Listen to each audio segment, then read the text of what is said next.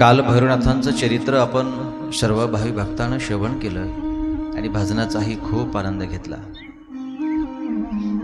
आज माझी आणि भोलेनाथांची अशी इच्छा आहे की भोलेनाथांच्या दरबारामध्ये ज्यांना भोलेनाथांचं सानिध्य प्राप्त झालं, सायूची मुक्ती प्राप्त झाली, असे असणारे श्री भोलेनाथांचे अतिशय आवडीचे आणि अतिशय हृदयस्थ असणारे भक्त श्री नंदिकेश्वर भगवान, त्यांचं चरित्र वर्णन करावं अशी माझी इच्छा आहे. भगवान नंदिकेश्वरांचं चरित्र एक फार अलौकिक आहे मायबाप. त्या चरित्रातून सुद्धा आपल्या मनामध्ये असणारे भगवंताविषयी जे भ्रम आहेत ते निघून जाण्याचा प्रयत्न हे चरित्र करत आहे. कारण प्रश्नच असा आहे की जिथे भगवान भोलेनाथ आहे तिथे नंदिकेश्वर आहेच आहे. असं आपण मंदिर, जेवढी माझी श्रोते मायबाप तुम्ही इथं उपस्थित आहात, यापैकी असा एखादाही श्रोता नसेल की त्यानं असं एक मंदिर पाहिलं तिथे फक्त भोलेनाथ आहे आणि नंदिकेश्वर नाही. असं कुठेही पाहायला आपल्याला मिळत नाहीये मायबाप. तर हे सुंदर आणि अलौकिक चरित्र, हे भोले बाबांचं चरित्र, गेली 3 दिवसापासून अनेक चरित्र सांगून त्या ठिकाणी आपल्याला भोलेनाथ प्रत्येक भक्ताला मी कसा प्रसन्न होतो, कसं वरदान देतोय, किती आनंद प्रदान करतो, त्याच्या आयुष्यामध्ये हे आनंदाचा सुगंध मी कसा दरवळून टाकतोय ना. माझ्या भोले बाबांना अनेक चरित्र सांगून त्या ठिकाणी आपल्याला पटवून देण्याचा प्रयत्न केला. आणि प्रत्येक ठिकाणी कधी कधी असा विषय आला की सावधान, विश्वास ठेवा. प्रत्येक चरित्राच्या पाठीमागं भोले बाबांचा आपल्याला काहीतरी मार्गदर्शन करण्याचा, मोटिवेशन करण्याचा हा उद्देश भोले बाबांचा. काल भैरवनाथांचं चरित्र तुम्ही सर्वांनी ऐकलं मायबाप. भोलेनाथांचं चरित्र हे नुसतं गोष्ट नाही, चरित्र नाही.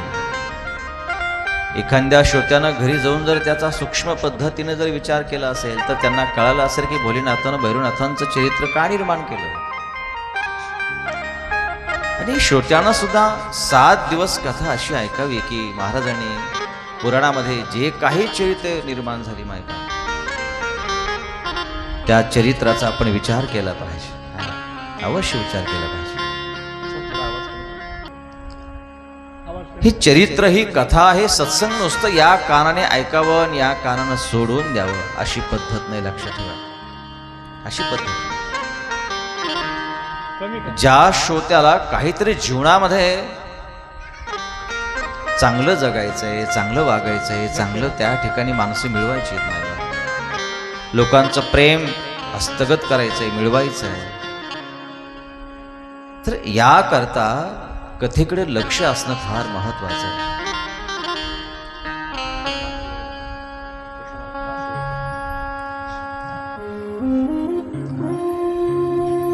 हे फार महत्वाचं आहे.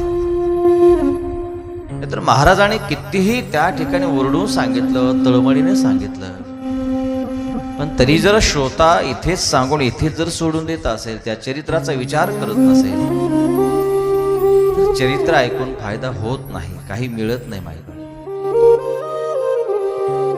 आजपर्यंत हीच पद्धत चालत आली की श्रोत्यानं कथा कीर्तन ऐकावं, आपले कपडे झटकावे आणि घरी निघून जावं. कीर्तनामध्ये काय सांगितलं, कशा पद्धतीनं सांगितलं आणि जे सांगितलं हे कशा करता सांगितलं. खरं तर कीर्तनामध्ये माणसाने विचार केला पाहिजे, सूक्ष्म पद्धतीनं आपण विचार केला पाहिजे, लक्ष दिलं पाहिजे. महाराज काय सांगतात, कोणाकरता सांगतात, हे कुठलं सांगतात, हे आहे तरी कुठलं, कोणाची भाषा आहे, कोणाचं चरित्र आहे, कोणाच्या मुखातून निर्माण झालेलं हे चरित्र आहे. श्रोत्याने दक्ष राहिलं पाहिजे, चतुर राहिलं पाहिजे. श्रोता हा चतुर पाहिजे, लक्षात ठेवा. आणि ज्यावेळेस श्रोता चतुर राहील ना मायबाप, त्यावेळेस आम्ही सुद्धा कामाला लागू, लक्षात ठेवा. महाराजी जे सांगाल ते तुम्ही ऐकताय म्हणून तर असं वाटतं नाही, धकतय गड्या, चलो द्या. जोपर्यंत श्रोता जागी होणार नाही तोपर्यंत आम्ही सुद्धा अभ्यासाला लागणार नाही. मी परीक्षा घेतो मायबाप, कधी कधी कदाचित परीक्षा घेऊ नये, पण कधी कधी मनात येते आणि परीक्षा घेत असतो. असं वाटतं की श्रोता जागी असेल, पण यामध्ये 90% श्रोते झोपलेलेच असतात. झोपल्या म्हणजे तुम्ही झोप घेता असं नाही. येथे बसलात पण तुम्ही इथे नसतात. कुठेतरी बाहेर फिरायला तुम्ही असतात, फक्त शरीर मात्र इथं असतं, मन मात्र सगळीकडे भटकत असतं. इथं बसावं लागतं. इथे कथा कळण्याकरता, भोलेनाथ कळण्याकरता, जीवनामध्ये कथेची अनुभूती येण्याकरता सर्व अंगानं कथा ऐकावं लागते, नुसतं एका अंगाने नाही. नुसतं कानानं कथा ऐकून काही फायदा होत नाहीये. सर्व अंगाने कथा ऐकावं लागते. कानाने म्हणा, वाणीनं म्हणा, भजन आले की टाळी वाजावी. जे भजन म्हणता येईल त्या भजनामध्ये आपण आनंद घेतला पाहिजे, उत्साह पाहिजे. प्रत्येक कीर्तनामध्ये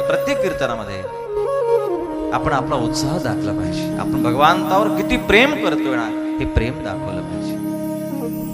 भगवंताच्या कीर्तनामध्ये नाचणं, डुलणं, हलणं हे फार अलौकिक साधन आहे माझ्या.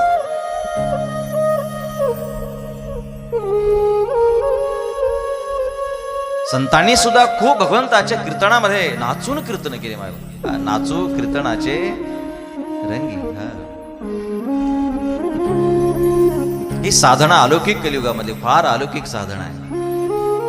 पण प्रत्येक गोष्ट तेवढ्या सूक्ष्म पद्धतीने जर आवाज केला,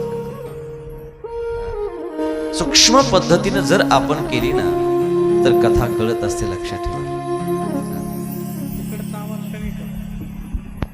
काल भैरवनाथांचं चरित्र हे आपल्या समोर सुतजी महाराजांनी मांडल्या गेलं. त्या चरित्रातून कोणी काय घेतलं, काय घरी नेलंय, जर असा जर प्रश्न केला ना, याचं उत्तर कोण देईल मला? काल भैरवनाथांचं चरित्र झालं, पण नेमकं काय मिळालं तुम्हाला? काय मार्गदर्शन मिळालं? भोलेनाथांनी काय सांगितलं काल? का भगवान भोलेनाथाने भैरवनाथ निर्माण केलं, भैरवनाथांनी ब्रह्मदेवाचं शिर कापलं, त्यानंतर ते ब्रह्म हत्या लागली म्हणून अगदी तीर्थयात्रा करत करत विष्णू लोकात गेले, वैकुंठ लोकात गेले, काशीमध्ये गेले, त्यांचा उद्धार झाला. एवढं चरित्र आहे का? चरित्र एवढंच आहे? नाही मायबा. हे शिवकथेतले चरित्र हे फक्त निमित्त आहे. लक्षात ठेवा, हे निमित्त आहे. त्या चरित्राच्या पाठीमागं फार अलौकिक भाव आहे. फार अलौकिक आपल्याला केलेलं, मनुष्याला केलेलं हे मार्गदर्शन आहे मायबा. नुसतं चरित्र ऐकायचं नसतं आणि ऐकून इथं सोडून द्यायचं नसतं. ही गोष्ट नाहीये. लक्षात ठेवा. चरित्राच्या पाठीमागं प्रत्येक चरित्र असेल, त्या पाठीमागं फार अलौकिक भाव आहे मायबा. कालच्या चरित्रामध्ये बाकी सगळं चरित्र तुम्हाला कळलं नसेल, पण त्या चरित्राचा एक भाव काय होता माहिती का? की भोलेनाथाच्या ओठातून एक उद्गार निर्माण झाले होते. हे भैरवनाथ, ज्या ज्या गावामध्ये तू फिरशील ना, त्या गावामध्ये प्रत्येक समाज तुझी निंदा करेल, तुला नाव ठेवतील. आणि ज्यावेळेस तुझी निंदा होईल ना, त्यावेळेस ब्रह्महत्यासारखं पाप सुद्धा हळू हळू हळू कमी होईल. काय केल्यानंतर दादा? काय केल्यानंतर? बोलत चला ना. म्हणजे ब्रह्महत्यासारखं महापातक जगात कोणतं नाहीये मायबाप. एवढं महाभयंकर पाप आहे. पण हे शिवमहापुराण सांगतंय की बाबा, की निंदेसारखं ब्रह्महत्याला सुद्धा, हे महापातक सुद्धा, निंदा केल्यानंतर त्या पुरुषाचं ब्रह्महत्येसारखं पाप सुद्धा नष्ट होऊ शकतं. याचा अर्थ आहे की ब्रह्महत्यापेक्षाही निंदा केल्याचं पाप हे महाविशाल आहे, महाभयंकर आहे. आणि उद्गार शिवमहापुराणामध्ये भोलेनाथांच्या श्रीमुख कमलातून निर्माण झाले. निंदा कधीच कोणाची करायची नाही. कालच्या चरित्रातून हा उद्देश, हे मार्गदर्शन भगवंतानं केलंय. कोणत्याही व्यक्तीला समोरासमोर आपण बोलावं त्याला निंदा म्हणत नाही, पण माघारी त्याची विचित्र चर्चा करणं त्याला निंदा असं म्हणतात. निंदा फार महाभयंकर पाप आहे. अहो हे शिव महापुराणाने किती पुरावे दिले की भैरवनाथांना ब्रह्महत्यासारखं पाप लागलंय. ते ब्रह्महत्याचं पाप सुद्धा निंदेनं दूर होत आहे. का महाभयंकर पाप निंदेचं, किती महाभयंकर. पण निंदा कधीच कोणाची करायची नाही. कालच्या चरित्रातून एवढंही घेतलं ना, निंदा होत असते, चर्चा होत असते, आपण संसारामध्ये आहोत, पण तरीही सांभाळलं पाहिजे. आज जे चरित्र त्या ठिकाणी सुतजी महाराज सांगायला प्रारंभ करतात, पण सुतजी महाराज असं म्हणतात की हे बघा, हे शौनकांनो, भगवंताच्या सानिध्यामध्ये जे नंदिकेश्वर भगवान आहे ना, ते जेवढं आवडीनं गोडीनं सांगतील ना, श्रद्धेनं सांगतील ना, का नंदिकेश्वर भगवान त्यांना भगवंताचं सानिध्य प्राप्त झालं, सतत त्यांच्या सहवासात आहे, म्हणून त्यांचा परिचय त्यांना जास्त आहे. आणि आज सनत कुमारांना नंदिकेश्वर भगवान आज हे गोड स्वतःच चरित्र सांगतात. काय स्वतःच चरित्र स्वतःच नंदिकेश्वर भगवान सांगतात, फार गोड सांगतात.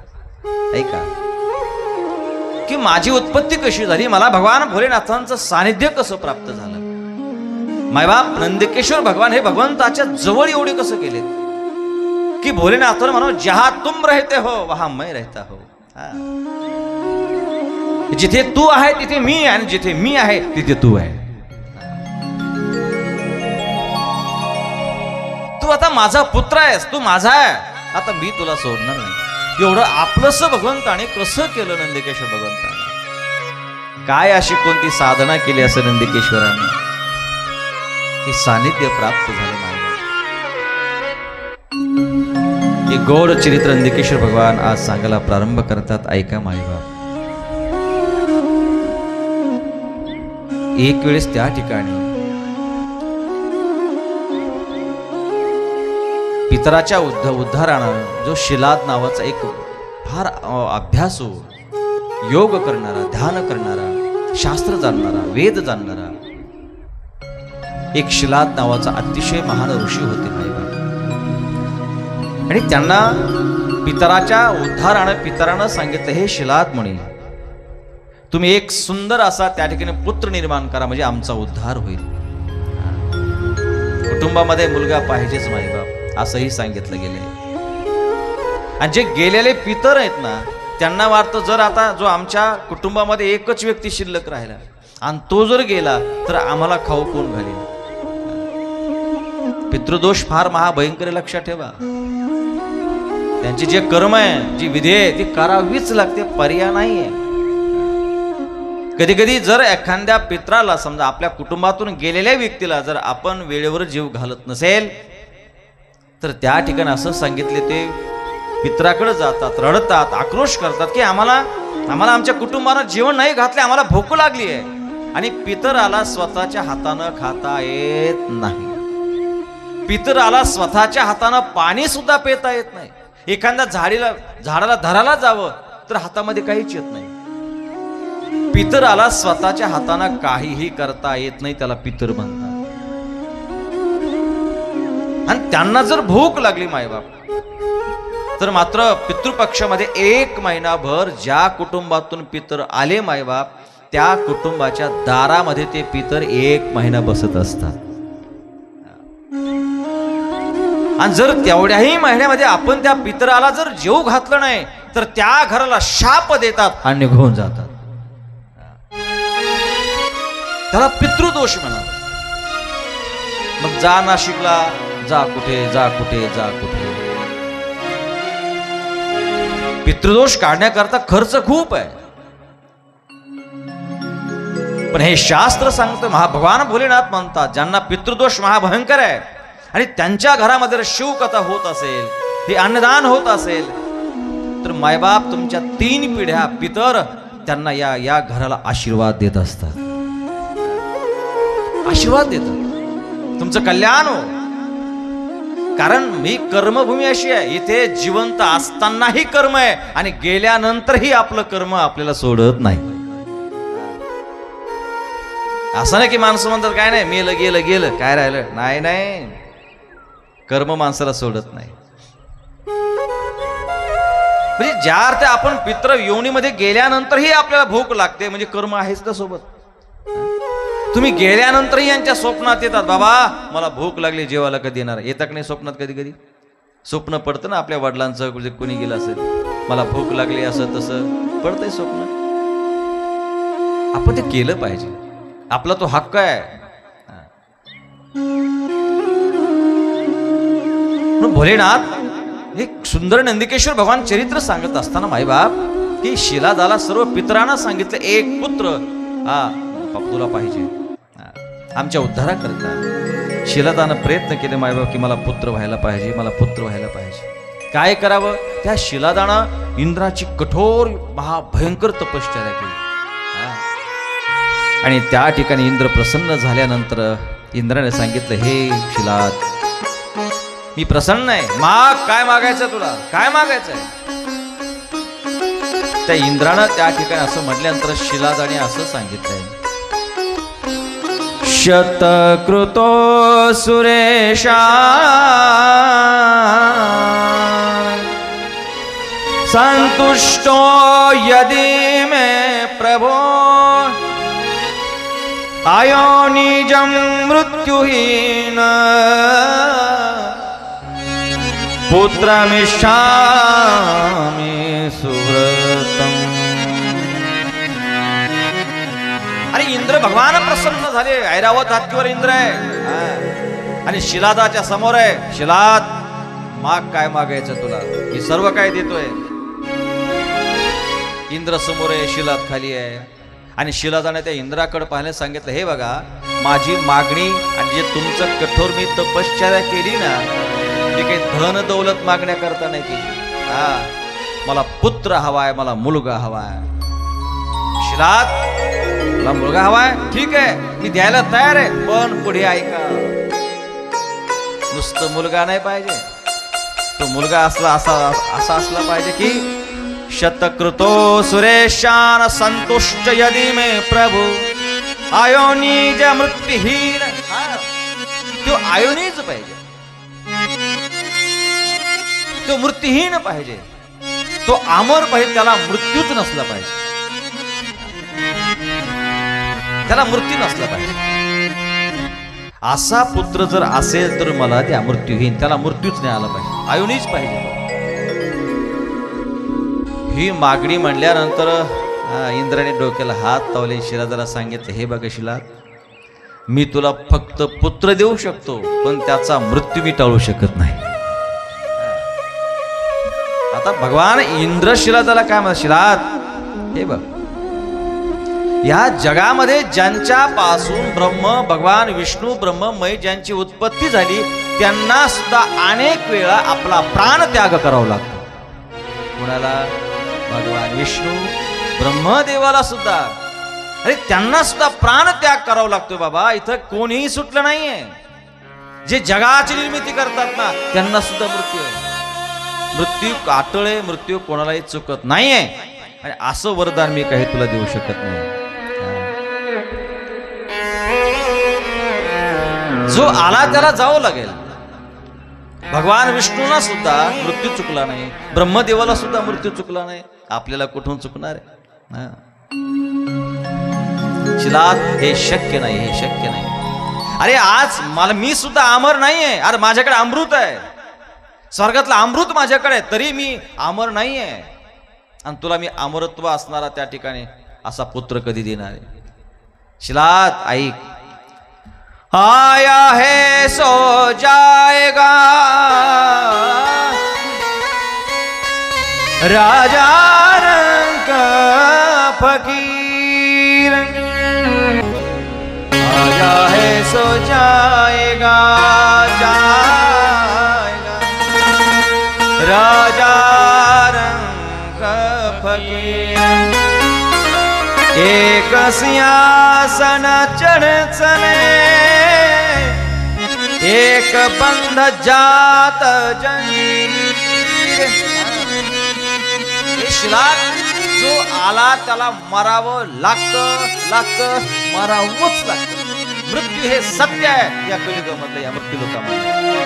कोणी किती प्रयत्न केले मृत्यूपासून वाचवण्याचे, पण तो वाचवू शकत नाही.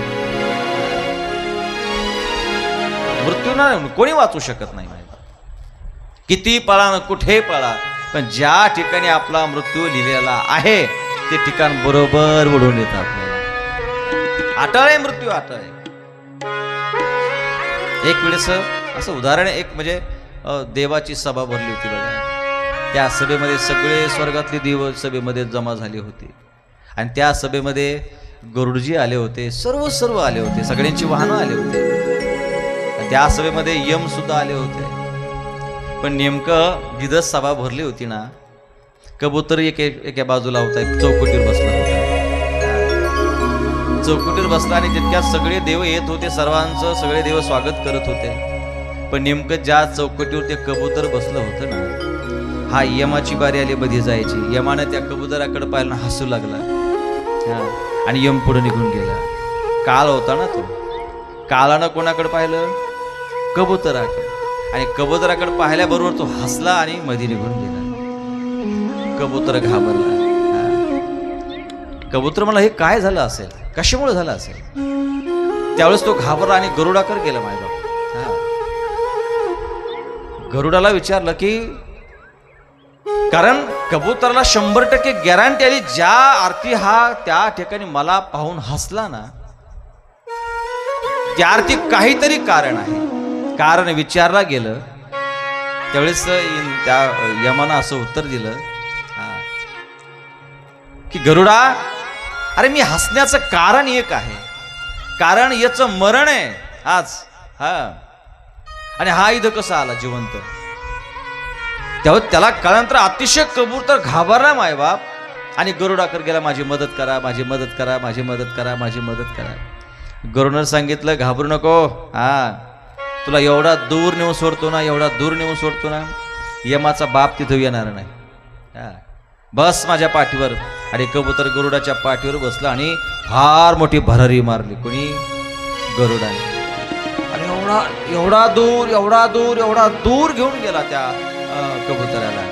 आणि एका समुद्रामध्ये, एका तळ असेल, समुद्र असेल, त्याच्यामध्ये एक खूप विशाल असं वडाचं झाड होतं. त्या वडाच्या दोन्ही फांटीच्या मध्ये एक आतली आत गाभ्यामध्ये खोपा होता आणि त्या खोप्यामध्ये कबुतराला ठेवलं. आणि कबुतराला सांगितलं, कबूतर, आता मृत्यूची तुला भीती नाही का? अरे बघ, एवढ्या दूर आणलो मी तुला आणि अशा काही खोप्यात ठेवलं, यमाचा बाप इथं येऊ शकत नाही. कबुतराने गुपचूप त्याला नेऊन ठेवलं, परत तिथे आला. सभा संपल्यानंतर यमजी बाहेर आले आणि यम पहिलं गरुडजी यमाला भेटले. यम महाराज, जय हरी, राम राम, नमस्कार. दोघांचं झाले बरोबर. अहो, जरा मला एक प्रश्न करायचा आहे. काय, तुम्ही ज्यावेळेस मध्ये जात असताना तो कबूतर वरती होता, त्या कबुतराला पाहून का हसले? कोणी विचारलं?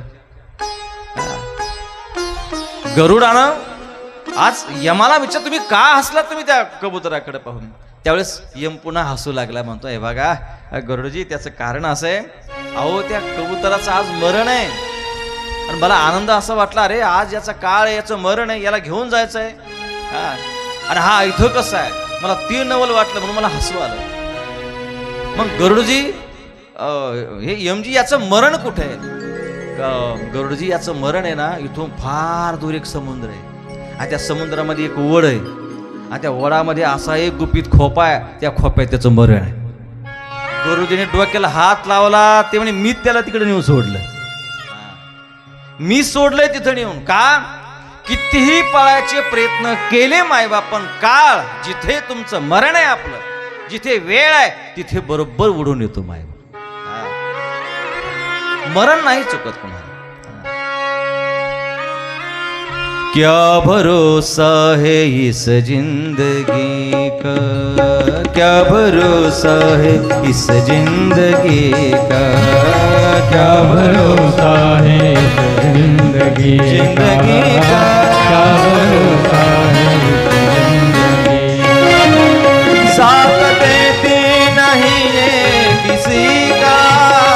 साथ देती नहीं किसी का, साथ देती नहीं किसी का, साथ देती नहीं किसी का, क्या भरोसा है इस जिंदगी। हर हर किती पळा माय बाप, एक ना एक दिवस आपला श्वास थांबल्याशिवाय राहणार नाही. तुम्ही किती किलो तूप खा, काजू खा, बदाम खा, हा बरोबर की नाही आजी, काही करा, पण तो काळ आल्याशिवाय राहणार नाही. येणार माय किती खटाटोप केली, जगामध्ये एक सत्य आहे, जो आला त्याला जावं लागतं. अहो जो रावण होता, रावणासारखा महाबलाढ्य आणि शक्तिशाली पुन्हा कोणी नव्हता, पण तरी रावणाला मरावंच लागलं ना. स्वतःला रावण अमर समजत होता मायबाप. फार सुंदर हे चरित्र आहे रावणाचं सुद्धा. मरण कोणाला चुकत नाही, कारण रावणाच्या सेवेला सटव्या होत्या. सटव्या माहिती का सटवी? हा, तुम्ही भिंतीवर चित्र कधी काढता सटवीचं? पाचवीच्या दिवशी. बरं चित्र कसं असतं? काही सटव्याचे पाय असे वरती असतात का, काही उलटे असतात ना, बरोबर आहे ना? सटव्या किती असतात? 1 का 5 का 7? किती असतात? मला तेवढा काय अभ्यास नाही. 5 असतात ना. हा, सटवी काय कितव्या दिवशी येते? 5व्या दिवशी. आणि 5व्या दिवशी येऊन सटवी काय करते? भाग्यरेषा लिहून ठेवते. रावणाच्या सेवेला सुद्धा त्या सटव्या होत्या, लक्ष ठेवा. पण नेमकं त्या सटव्या सेवा करत असताना एक दिवस एक सटवी गैरहजर होती. रावणाने विचारलं, एक सटवी कुठे गेली? महाराजी, आपल्या गावामध्ये एक मूल जन्मलंय आणि आज 5वा दिवस आहे, त्याचं भाग्यरेषा लिहिण्याकरता ती गेली. असं आहे? ठीक आहे. म्हणजे भाग्यरेषा म्हणजे ती पुढं काय होणार हे सगळं भविष्य लिहून ठेवते. रावण म्हटलं, असं आहे? अरे मला तर कल्पनाच नाही, कुठे गेली ती? हा, तिला येऊ द्या, माझं भविष्य पाहायचंय, रावण म्हणतोय. सटवी घाबरली होती की रावण होता मायबाप, काय दरारा होता रावणाचा. तितक्यात घाबरत ती 5वी सटवी तिथं आल्यानंतर रावणाने तिला म्हणे, ये इकडे, हा तुला भविष्य पाहता येतं म्हणे? हा, हो महाराज. पुढे काय होणार हे सांगते म्हणे तू? हो महाराज. हा, सांग माझं भविष्य काय, माझं मरण कोणाच्या हाती आहे? आता सटवी घाबरली, यांना काय सांगावं यांचं मरण कोणाच्या हाती आहे, कारण हे ऐकून घेण्याची क्षमताच नाही. काय करावं? नाही सांगावं, तिथून शिक्षा देणार. सांगितलं, तिथून शिक्षा मिळणार, पण त्याशिवाय पर्याय नाही. महाराजी ठीक आहे, पण मी जे सांगेल ते तुम्हाला मान्य करावं लागेल. काय लागतं तुला साहित्य? काही नाही, कुंकू घेऊन या. त्या सेवकाला कुंकू सांगितलं. सटवीनं ते कुंकू घेतलं, रावणाच्या हाताला सगळं कुंकू लावलं आणि ते कुंकू रावणाला सांगितलं, तुमचा हा कुंकूचा हात तुमच्या कपाळाला लावा. ते कपाळाला हात लावला आणि बघा म्हणे, आता तुमचा जो मृत्यू आहे कोणाच्या हातून आहे. त्यावेळेस जे कपाळाला कुंकू लावलं, हात 2 मिनिटं ठेवला आणि परत काढला. मग त्याच्यावर असे अक्षर उमटले होते की रावण, तुझा मृत्यू आज राजाचा जो पुत्र आहे दशरथ, त्या दशरथाच्या पुत्राच्या हातून तुझा मृत्यू होणार आहे. रावणा म्हणलं, आज राजाचा पुत्र दशरथ आणि दशरथाचा पुत्र त्या ठिकाणी राम आणि त्याच्या हातून माझं मरण होणार आहे? हे शक्य नाही. हा, अरे जर जो मूळ दशरथ आज राजा आहे त्याला जर खतम केलं तर दशरथ पुढे जन्मणार आहे, आणि दशरथ जन्मालाच नाही तर राम पुढे जन्मणार आहे. मी रावण आहे, मृत्यूवर सुद्धा काळ सुद्धा माझ्याकडे काम करतोय. सर्व देवता माझ्या घरात काम करतात. जो काळ सर्वांना येतोय तो सुद्धा माझ्या घरी सेवा करतोय. मी काळाला भीत नाही, पण हे भविष्य सुद्धा बदलून टाकण्याची क्षमता, ती ताकद माझ्यामध्ये आहे. मी मृत्यूवर सुद्धा विजय प्राप्त करणार आहे. हे रावणाचा अहंकार होता, अहंकारी रावण होता. रावणाने ठरवलं काय, ज्या आज राजाचा जो पुत्र आहे दशरथ, तो पहिल्यांदा आज राजालाच मी खतम करून टाकतो. आज राजाला निमंत्रण दिलंय की मला तुमच्यासोबत युद्ध करायचं आहे. आज राजा म्हणजे ठीक आहे, मी तयार आहे. अरे ते रघुकुल रीत सदा चेरी आई, प्राण जाय पर वचन न जाय. आज राजा होते, बलाढ्य होते, शक्तिशाली होते, धनुर्धारी होते मायबाप. आज राजानं रावणाचं निमंत्रण स्वीकारलं, पण रावणाला आड घातली. रावणा, मला तर युद्ध करण्याची एवढी आवड नाही, ही अयोध्या, तिथे कधी युद्धच होत नाही, ती अयोध्या आहे. पण तरी तुझी जर इच्छा असेल माझ्यासोबत युद्ध करण्याची तर मी तयार आहे. पण जशी तुझी आट आहे माझ्यासोबत युद्ध करण्याची तशी माझी आट आहे. का? तुमची कोणती आट आहे? आपण अशा ठिकाणी युद्ध खेळायचं आहे की आपलं युद्ध सुरू झाल्यानंतर सोडवायला कोणी नसलं पाहिजे, तर भांडणात मजा आहे. बरोबर आहे ना दादा? भांडणाला माणसाला उल्हास कधी येतोय? 4 जण इकून धरायला असले, 4 जण इकून धरायला असले. सोड रे, तुम्हाला सोड रे, पाहू दे याच्याकडे, आता ठुतच नाही याला. आणि सोडलं का काहीच करीत नाही. फक्त जोपर्यंत लोक आहे ना समाजासमोरच जोर जोरात आरडतात माय बाप. एकंदात नाही भांडण. समाज पाल्यानंतर सोड रे, हा सोड रे, सोड रे, आणि लोक निघून गेले का हे निघून जातात. पण आज राजा होता तो. आज राजानं त्या ठिकाणी सांगितलं, हे बघ मी तयार आहे, पण माझी आट अशी आहे की जिथे आपलं युद्ध थांबवणारं कोणीच नसेल अशा ठिकाणी चल. मग पुढे जायचंय त्याला स्वर्गामध्ये. स्वर्गामध्ये गेल्यानंतर त्या ठिकाणी असं झालं, स्वर्गामध्ये इथे स्वर चालू आहे, बंद करा बरं स्वर, काय तीनचा काहीतरी. तर त्या ठिकाणी एक महाविशाल दरवाजा होता. मी मृत्यू सांगतो, लक्षात ठेवा माझे बाप. विशाल दरवाजा होता आणि बृहस्पती तिथे होते. बृहस्पतीने असं सांगितलं, रावणा हे बघ, हा जर दरवाजा तो उघडला तर आज राजाचा मृत्यू होऊन जाईल. बघ, आज राजासोबत युद्ध न करता त्यांचा मृत्यू होईल. त्यावेळेस रावण म्हणला, फार सोपं आहे, आपण काय करू, हा दरवाजा तोडून टाकू. त्यावेळेस रावण अहंकाराने त्या दरवाजाकडे गेला आणि त्या दरवाजाला जोरात लात मारली. लात मार, अहंकार होता. लात मारल्याबरोबर एवढा आवाज आला ना, महाभयंकर क्रिकाळ त्या ठिकाणी ठोकणारा आवाज आला की त्या रावणाचे कान सुद्धा बधीर झाले मायबाप. 10-15 हात रावण पाठीमागे गेला. रावण घाबरला, हे कशाचा आवाज आहे, कशाचा आवाज आहे. त्या क्षणी रावण घाबरला, पण परत त्या दरवाजाजवळ गेला आणि बोलायला सुरुवात केली, अरे कोण आहेस तू, एवढा जोरात का आरडलास. त्यावेळी त्या दरवाजाच्या आतून आवाज असा आला, रावण मी भस्मासूर आहे, मी भस्मासूर आहे. अरे पण तू का आरडलास, मी तुझा काय गुन्हा केला. रावणा, अरे ज्या दरवाजाला तू लात मारली ना त्या दरवाजाला खेटून मी उभा आहे, आणि ज्या दरवाजाचे जे सूळ आहेत ते सूळ माझ्या छातीत घुसल्यामुळे मला त्रास झाला आणि मी जोरात आरडलोय. रावण म्हणला, काय आश्चर्य आहे. अरे बाबा, पण ही जी अवस्था तुझी का झाली, कशामुळे झाली, केव्हा झाली. त्यावेळी त्या भस्मासुराने रावणाला सांगितलं, रावणा अरे मी त्या ठिकाणी भगवान शंकर महादेवांच्या पत्नीवर, माता पार्वतीवर जरा वाईट नजर टाकली होती. आणि तो शाप मला मिळालाय आणि त्याचं प्रायचित्त मी इथे भोगतोय. अरे बाबा, पण तुझी मुक्तता कधी आहे आता. त्याने सांगितलं, आहे ना, मुक्तता आहे ना. कधी आहे. कोणतरी एक रावण आहे. कोणाला सांगतो, सांगतो कोणाला, रावणालाच.